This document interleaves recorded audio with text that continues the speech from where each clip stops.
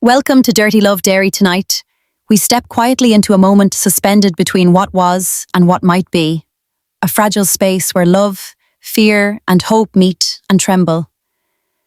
The house was steeped in silence. Not the peaceful quiet of a restful night, but a thick, heavy stillness that hummed with anticipation, like the calm before a storm or the moment before a secret finds its voice. Mara felt it instantly, that subtle shift in the atmosphere, just before footsteps brushed against the floorboards.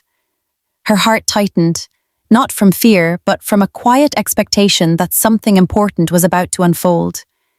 Her son, Eli, usually so full of sharp wit and restless energy, stepped into the room with an unfamiliar heaviness. The usual spark in his eyes was dimmed, replaced by something more solemn. He paused in the doorway, lingering, as if unsure whether the words he carried were ready to be spoken.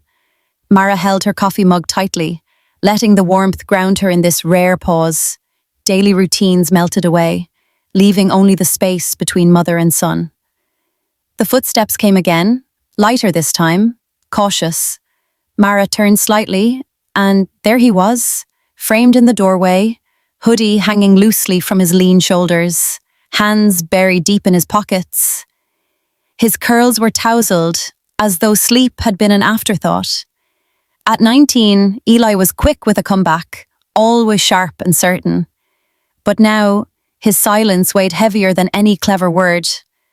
"Something's on your mind," Mara said softly, a quiet invitation. Eli slid into the kitchen chair, his voice low, steady, but tired. "Hey," he said. "Hey, sweetheart," she replied, her tone warm and gentle. "Are you okay?" He gave a small nod, but kept his eyes fixed on the wooden table, as if searching for something hidden in the grain. "Can we talk?" he asked. Those 4 words carried more meaning than their brevity suggested. Mara's heart tightened again. Was it something at school? Had he been hurt? Was he in trouble? She moved to sit across from him, brushing a curl behind her ear, steadying herself. "Of course," she said. "Tell me what's going on." Eli drew a slow breath, still not meeting her eyes. "I've been thinking," he began, "and I didn't know who else to talk to about it." Then he looked up and really looked at her. In his eyes was a mixture of uncertainty, vulnerability, and trust that made Mara's throat tighten. "You've always been the one I could count on," he said. "And you still can," Mara whispered back. There was a pause. Then, more softly, Eli continued. "There's this girl, Arya." Mara leaned in slightly, listening. "She's amazing," he said, cheeks flushing. "Smart, kind, funny. She really sees people, and I really like her. But I've never been in anything serious before. I'm scared I'll mess it up." Mara let out a breath she hadn't realized she was holding. No crisis, no tragedy, but still, no small thing. "I want to do this right," he admitted. "But it feels like everyone else already knows how, and I'm just figuring it out." Without hesitation, Mara reached across the table and laid her hand gently over his, offering a steady squeeze.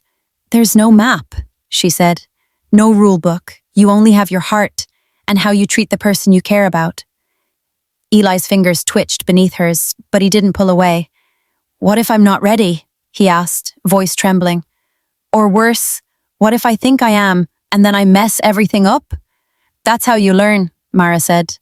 "You make mistakes, but you grow. That's life." They sat in quiet understanding.